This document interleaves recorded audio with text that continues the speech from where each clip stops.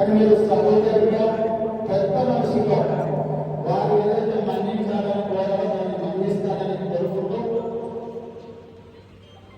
ధర్మాలను శాసనసభకు ఒక రకమైనటువంటి దురభిప్రాయాన్ని తెలుగు రాష్ట్రాల్లో ఉంది. రెండు తెలుగు రాష్ట్రాల్లో ధర్మాలనే అవినీతి చేస్తారని, దోషాలు చేస్తారని, మహిళలు తిరగాలని ఇబ్బంది రోజులు కానీ ఫ్యాక్షన్గా ఉంటుందని ఈ రకమైన దురభిప్రాయం తెలుగు రాష్ట్రాల్లో ఉంది.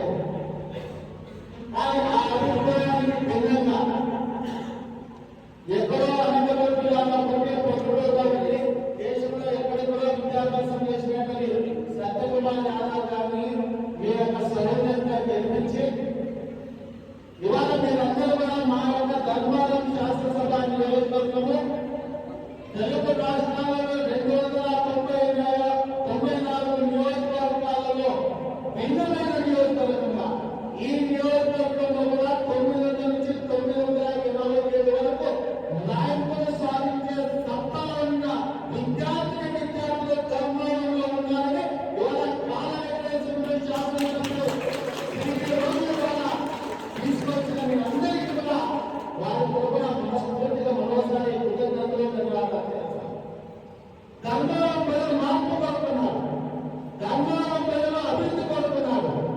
ధర్మవరం ప్రజల్లో ఉన్న విద్యార్థులను రాష్ట్రంలో తెలుగు రాష్ట్రాలలో ఏ రాష్ట్రంలో ఏ జిల్లాలో కానీ ఏ నియోజకవర్గానికి తీసిపోతే మేము చదవగలము, మా సత్తాలు ఎంతో నిరూపిస్తామని చెప్పి ఈరోజు 294 నియోజకవర్గాల మన విద్యార్థుల ప్రతిభ ఏదైతే సమాజానికి చూపించాలి, తెలుగు రాష్ట్రాలకు చూపించాలి ఉద్దేశంతో మనం అందరికీ ఆహ్వానాలు జరిగింది.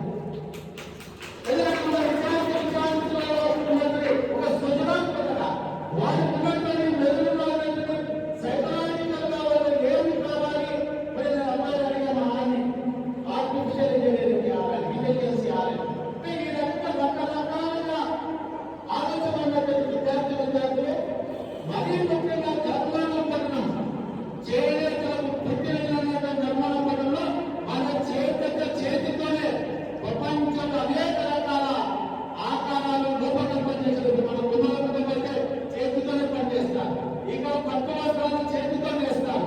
ఇన్ని రకాల అద్భుత ప్రతిభ పాఠాలు కల్పించే ధర్మాలని ఒక చెడు అభిప్రాయాన్ని మారుస్తున్న విద్యార్థులందరూ కూడా ఈ రకంగా మంచి మార్పులు సాధించడం, మంత్రి గారు కూడా మీరందరూ ఉన్నత స్థానంలో ఉండాలి.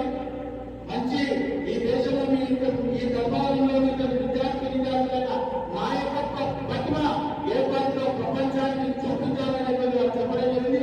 అంతేకాదు ఏ రకమైన సలహా సహకారాలు కావాలన్నా ఈ రెండు తెలుగు రాష్ట్రాలలోనే కాదు ఉత్తరాంధ్ర రాష్ట్రంలో మీ ఎడ్యుకేషన్ సంబంధించి ఈ ధర్మారం శాసనసభ నియోజకవర్గ ప్రజలకు ఏ రకమైన సహాయ సహకారాలు కావాలని నేను చేస్తానని వారు తమకు ఫోన్లో చెప్పడం జరిగింది.